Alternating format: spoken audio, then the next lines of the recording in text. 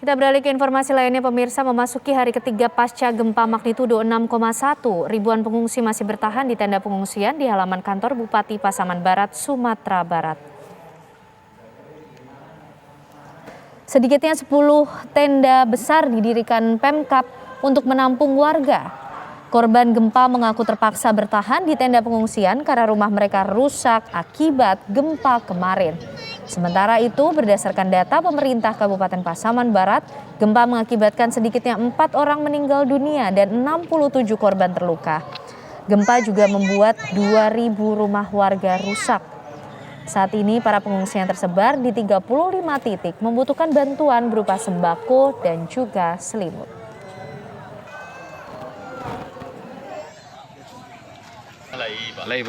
Sekarang lalu kalau coba pun ada ganak. Pengungsi kalau dihitung dari penghitungan teman-teman di lapangan diperkirakan semuanya itu lebih dari 10.000 orang. 10.000 orang yang tersebar, yang ada konsentrasi di halaman kantor bupati, dan ada juga di jalanan, ya. Ada juga yang ke rumah-rumah keluarga yang tersebar di Kecamatan Pasaman. Sejumlah warga korban gempa di Pasaman Barat yang mengungsi menyempatkan pulang untuk melihat kondisi rumah mereka. Salah satu warga, Sugito, warga Nagari Pinaga, Kecamatan Pasaman, pulang ke rumahnya yang berjarak sekitar 15 km dari pengungsian. Gempa 6,1 magnitudo yang terjadi kemarin telah membuat rumahnya retak. Sepintas kondisi rumahnya masih aman, namun di bagian dalam rumah sudah hancur berantakan akibat kuatnya guncangan gempa.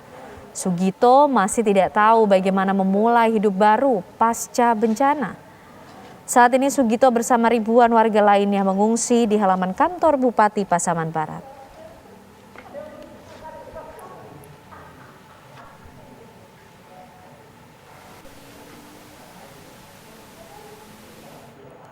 Badan Nasional Penanggulangan Bencana atau BNPB menegaskan fenomena luncuran lumpur pasca gempa di Kabupaten Pasaman kemarin bukanlah peristiwa likuifaksi.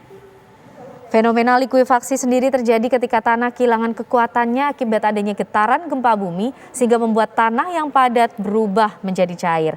Menurut BNPB, luncuran lumpur pasca gempa di wilayah Malampah kemarin adalah longsor yang terjadi di lereng Gunung Talamau. Saat ini tercatat sedikitnya 6 orang meninggal dunia dan 4 korban dinyatakan hilang di Kabupaten Pasaman. Sementara di Kabupaten Pasaman Barat, 4 orang meninggal dunia akibat gempa yang terjadi. Tadi yang di Kabupaten Pasaman yang disampaikan rekan wartawan tadi betul, memang di Gunung Pasaman itu ada yang longsor, ada belasan rumah yang tertimbun. Ini nanti akan diputuskan apakah harus relokasi, tapi kami saran tadi dengan Pak Bupati memang harus relokasi karena kalau masih di situ khawatir nanti bisa terkena lagi.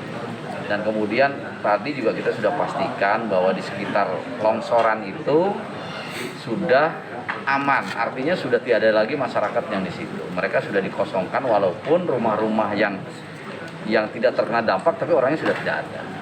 Artinya mudah-mudahan kita pantau setiap hari karena memang gempa ini kan tidak bisa, siapapun yang mau pengetahuan sampai saat ini tidak bisa memprediksi kapan terjadinya. Hanya kira-kira ini beberapa tahun lalu terjadi, hati-hati. Bagaimana kondisi terkini pasca gempa 6,1 magnitudo yang mengguncang Sumatera Barat Jumat lalu? Kami ajak Anda bergabung dengan rekan kami Wana Sari di Pasaman. Selamat siang Wana Sari, bagaimana informasi kondisi terbaru saat ini pasca gempa yang terjadi Jumat kemarin?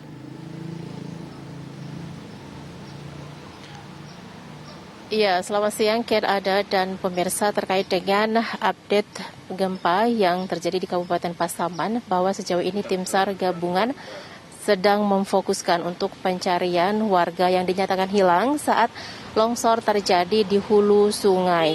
Dan saat ini pencarian difokuskan untuk mencari para korban yang diduga terbawa ataupun tenggelam dari longsoran lumpur maupun bebatuan yang terbawa dari hulu sungai.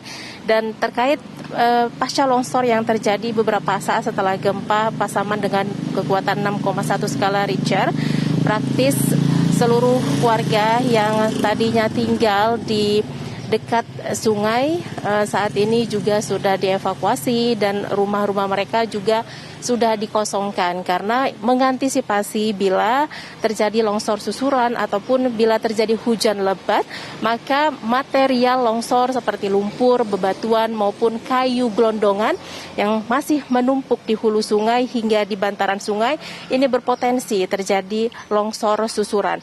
Dan saat ini kondisi pengungsi setelah jumlah warga yang diungsikan juga semakin bertambah, maka titik utama ataupun posko utama yang dijadikan pengungsi yaitu di kantor Camat Nagari, Tigo Nagari maksud kami juga jumlahnya sudah bertambah lebih dari 2.000 orang. Sayangnya berbagai kebutuhan yang dibutuhkan oleh para pengungsi ini juga belum sepenuhnya dipenuhi oleh tim ataupun oleh pihak BPBD seperti kebutuhan selimut ataupun tenda yang layak untuk mereka tempati selama masa recovery ataupun ketika mereka direhabilitasi pasca gempa Pasaman.